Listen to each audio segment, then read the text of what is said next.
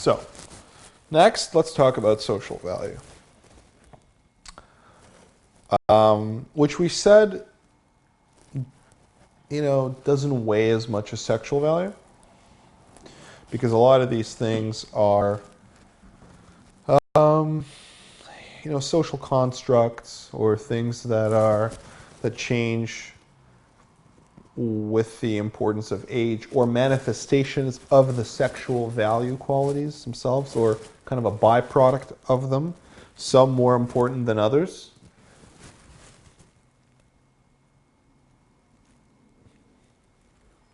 But none of them are as important as the sexual value qualities, which ultimately is how people experience you, right? So, okay, let's get into it, and then we'll compare and contrast, and you'll see what I mean with the differences. Okay, so social value. Let's first give a definition of what it is. Okay, it's a little bit tricky, and then we'll kind of get into the different types of sexual value. And then we'll come back to the definition. So, social value is triggered by certain qualities that may suggest, either logically or on a subconscious level, that one, that there may be potential for sexual attraction and that the guy may be worthy of sleeping with, or two, that getting to know this man could potentially improve the woman's social standing and sense of self. Okay, so again, there may be potential for sexual attraction. He may be worthy of sleeping with. Two, getting to know this man could potentially improve the woman's social standing and sense of self. This, by the way, could apply also just like, guy to guy, not in like, a sexual way, but in terms of like making a network of people. So let's talk about what I mean by that. So, what are some of these qualities? Looks and race, grooming and style, money, status, intelligence, humor, wit, belonging to a certain subculture, or having certain tastes and preferences. Okay? So, all of these qualities have their own kind of unique weightings. And we don't really necessarily care, or for different people, right? Some are more universally weighted than others. Okay?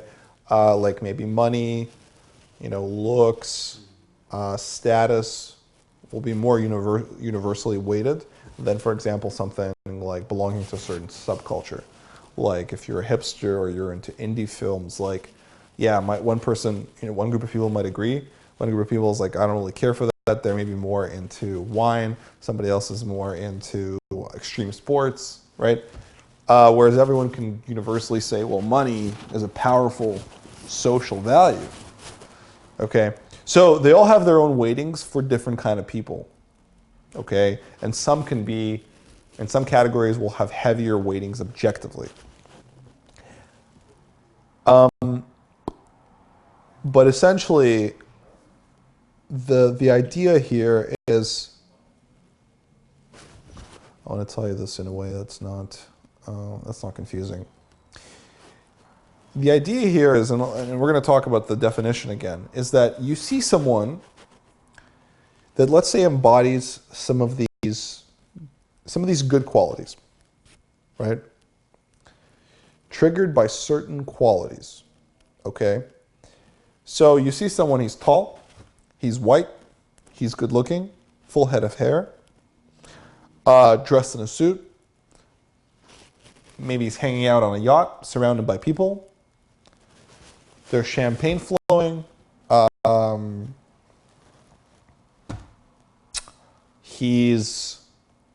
let's just use that for example. What are you going to assume immediately? Let's say even as a man, okay?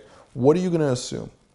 One, let's change there may be potential for sexual attraction and he may be worthy of sleeping with, because that's a woman's perspective. Let's change that to there may be potential for sexual value, that, like this man probably probably has a lot of sexual value, and he is probably worthy of sleep, like women will probably find him worthy of sleeping with.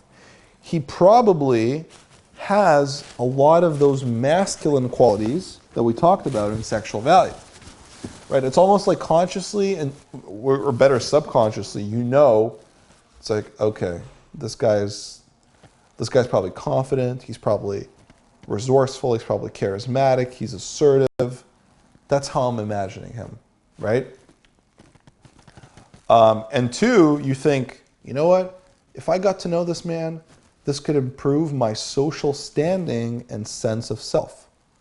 Just because you're hanging out with them, you're thinking, well, as a result, my sense of self will be stronger. As a result, my social standing will be better because I'll get to know other people of his kind, etc. You'll be elevated. Okay? So immediately you start to imagine that. And that's kind of how, you know, so not just a woman, how people will like look at these social value qualities and they'll think, okay, so think of it as almost like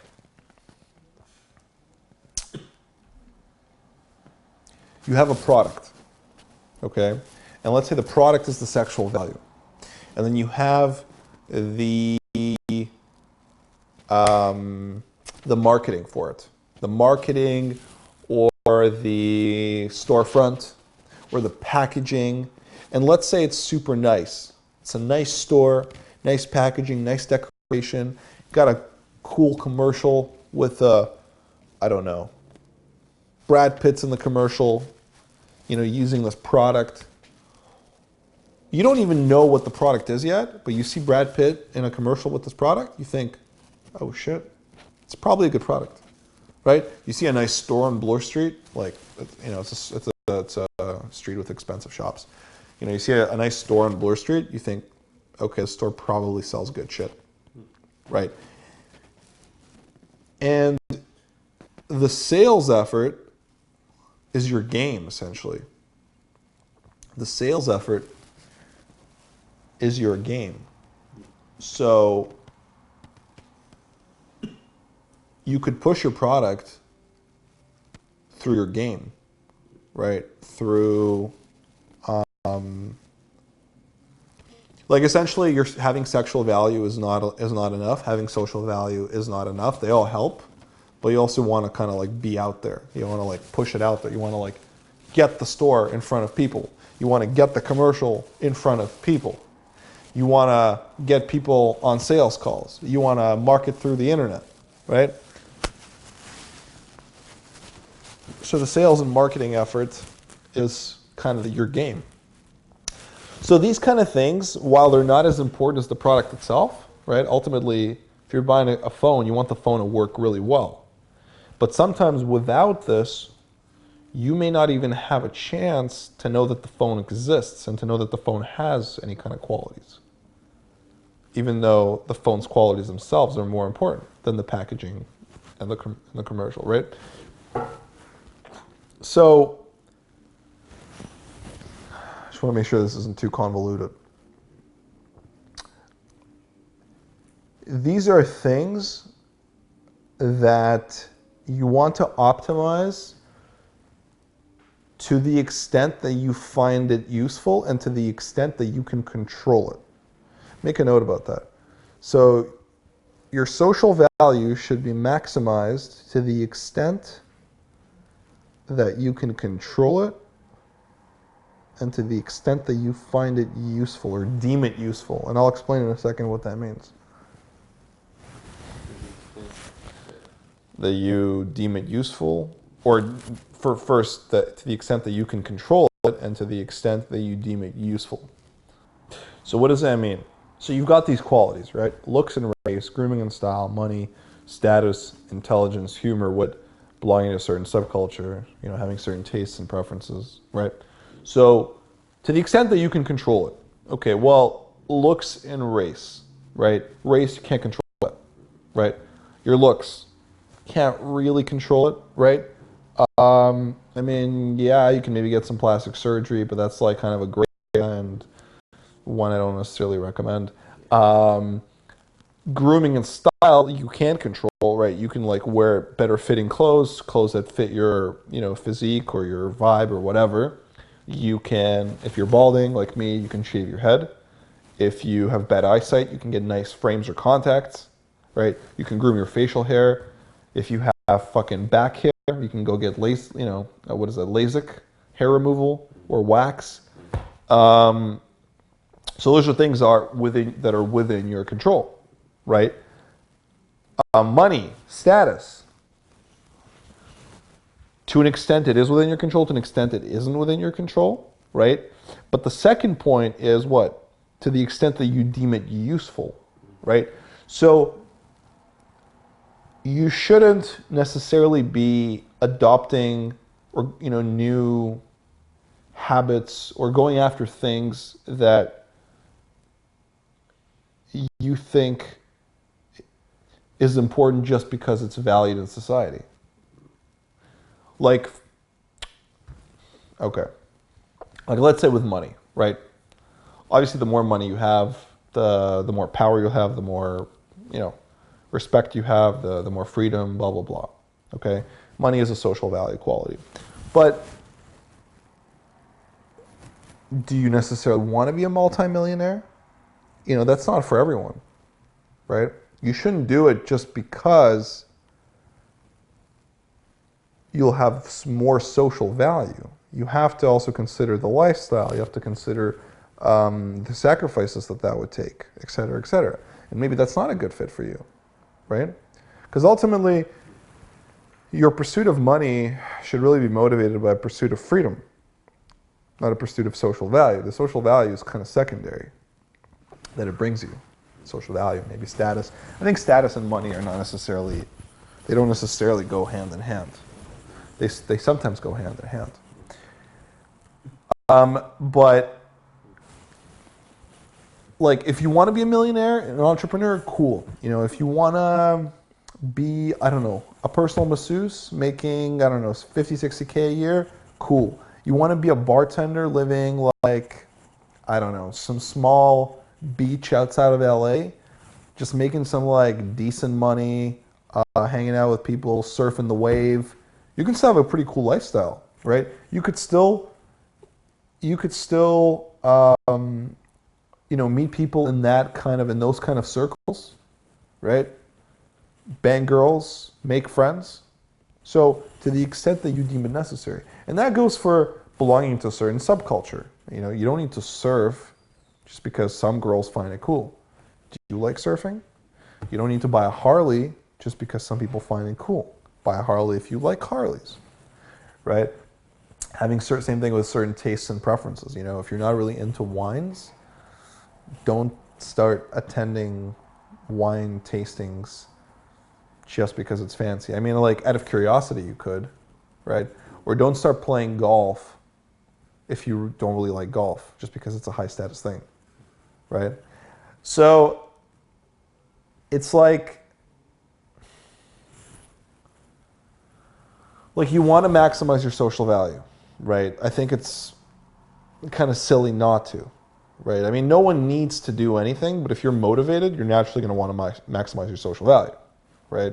It's like, I'm not going to like make you shave your head if you're balding, right? But if you want to look better, more presentable, more respectable, then it's only wise that you shave your head and so it looks cleaner, et cetera, right?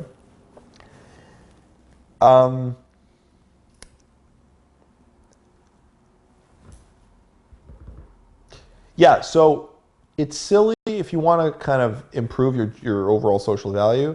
It's silly not to pursue some of these things or recognize some of these things that are important. And we said some of them are going to have stronger weightings than others, right? And there's no point stressing about some of those things. Like, one woman might value money and financial stability more than another. One might value your status more than another. One might value your grooming and style more than another. One might care more about race than another, right? Maybe some girls like only into black dudes, Some girl like prefers Asian dudes, but is also into white. Like it's a spectrum, right? You can't win everybody over. You don't need to win everybody over, right? If some girl's like only dating millionaires, just because she's accustomed to a certain kind of lifestyle and she wants certain caliber men, like she might sleep with you, let's say, if you're like charming and all that shit, but if she's only going to be dating like certain kind of caliber of men, then nothing you can do about that. Now, if you want to become that kind of man for you, that's a different story. It's important to note, though, think of this also as like, you know, you're not going to get the interview sometimes if you don't have the resume. If you're not dressed a certain way and you're going into like a nice posh club or restaurant, you're not going to be taken seriously. They won't even give you a chance to show off your personality or showcase your personality. That makes sense?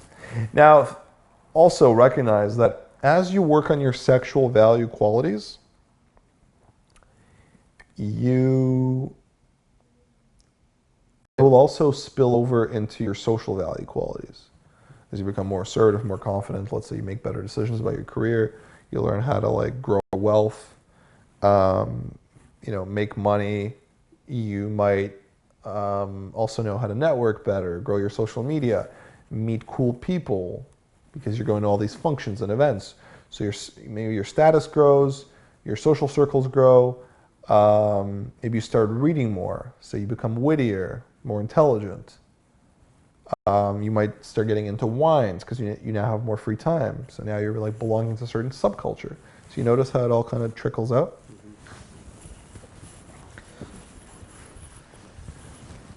So you want to maximize people's initial impressions of you so that they can then give you the time to showcase your personality. Now, of course, we'll talk about on signals and stuff as well, and like you can quickly make a first impression with your tonality and the things that you say as well. So it all kind of works together. It's not just show up in a nice suit and the rest is easy. So, okay, yeah, we talked about the different weightings. We talked about that it's a spectrum. Intelligence, humor, wit, adopt your own brand of humor, right? Maybe your humor will be different from my humor. You don't need to adopt my kind of humor. You might resonate, more with a certain kind of humor, and then the girls you meet might resonate with that humor, right?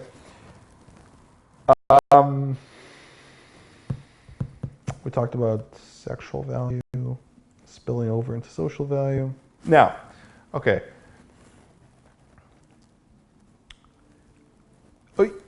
Let me ask you something. You've heard this notion that it's all looks, money, and status, right? Where do you think that comes from? From society's kind of image, right? And because society has created this image of people who are generally successful, are good looking, have money, have nice clothes and all that stuff, is it because they're good looking and have money, or is it because that those people are more likely to have some of these sexual value qualities? One, because to an extent it might be innate, but two, more importantly, is because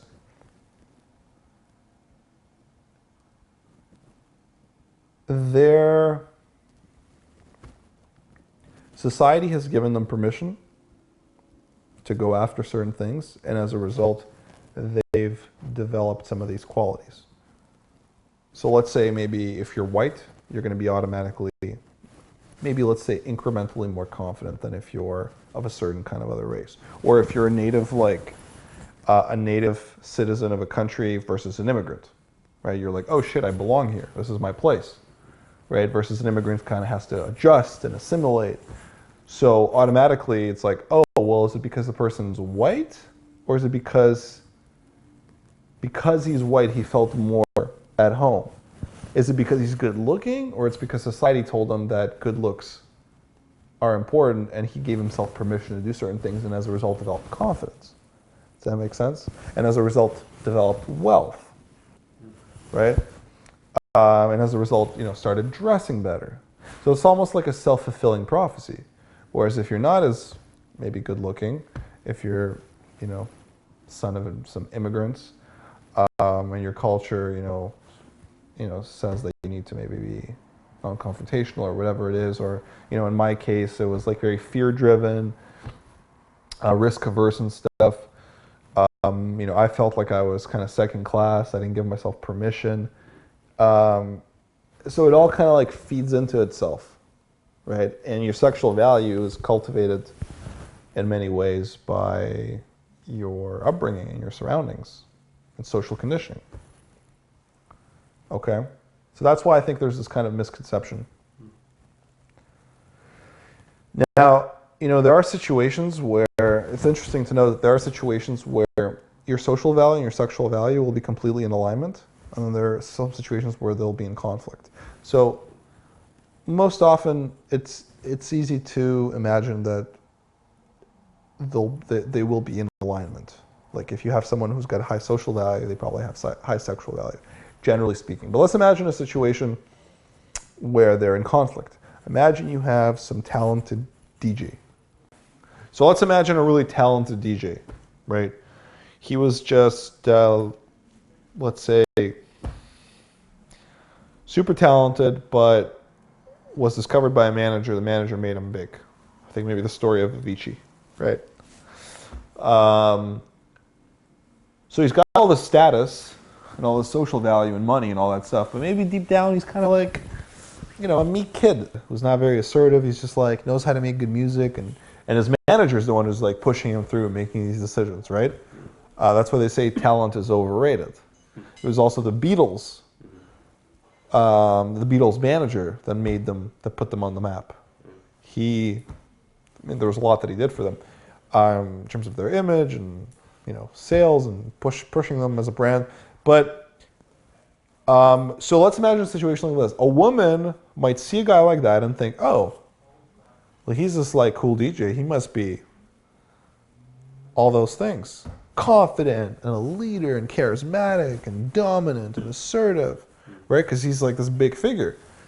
But in reality, she might be willing to sleep with him, right? What was that point? There may be potential for sexual attraction, and he may be worthy of sleeping with, right?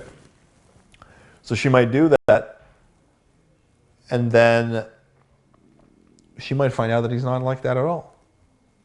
So there's a conflict there. And there are actually some women that will stay in relationships because they look good on paper. It's like, oh, well, this guy, earns a lot of money, and he's blah, blah, blah, blah, blah. But he doesn't make me feel good. He's got the status, maybe, he's got the money, but he might be lacking some of these qualities. Another scenario where you might have a situation where the person has all the sexual value qualities, but doesn't have the social value qualities. So let's imagine, you ever seen the movie Crocodile Dundee? Do you remember like what it was about roughly? Isn't that like the documentary? The guy with the... No, it wasn't a documentary. It was like a film about like this journal. So it's a journalist from Manhattan, and she travels to Australia in the 90s, I think, to write a story about this guy, Croc Dundee, who's just like this local dude from like a small town who like wrestles crocodiles and stuff. And he's kind of this like rugged, very masculine man. He's kind of charming. He's confident. He essentially embodies all these sexual value qualities. By the way, when you think of like charm and charisma, in many ways that is a byproduct, and sexual magnetism. In many ways that is a byproduct of these qualities. It's another manifestation. So she goes there to, she meets him, So he's this like, sexual dude, or like masculine, charismatic dude, but he doesn't really have much social value. Like he wears like a crocodile, like a vest made out of crocodile skin, and a hat with like some random, what are those teeth? Crocodile teeth in them, and he's kind of uncultured, I guess, right? So imagine a situation like that where it's like, oh, this guy like makes me feel a certain way, but because he lacks a certain class or he's not very polished.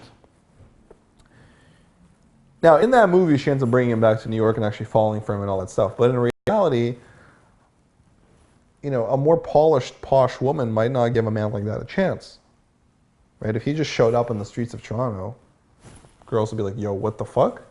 This guy doesn't fit in, right? So in some ideal world, a woman would sleep with a guy like that. Maybe she wouldn't like be in a relationship with him, because it's like, how do you integrate someone like that into your life? But in reality, there's a lot of conflict there between your social value and your sexual value, and as a result, you're not gonna get the chance to do it. It's almost like if you have a certain skill set, but because you don't have the right resume, they're not even gonna like invite you for the interview. So that's another situation where it might be in conflict. Excuse me. Obviously, there is a spectrum, right? There is a spectrum. Like, you could have a lot of these qualities, but maybe you're an entrepreneur, you're grinding it out, so you're financially kind of unstable at the moment. But you have some of those sexual value qualities. You have what they call as perceived status. So you might not have the status yet, but you have the qualities of someone who does have status, right? Make sense? And I think they have that in primates. Like with some chimps, they have like a certain sense of perceived status. They're not like the alpha guys of the group, but they have the same qualities. And so the female chimps gravitate towards those males, simply because of those qualities.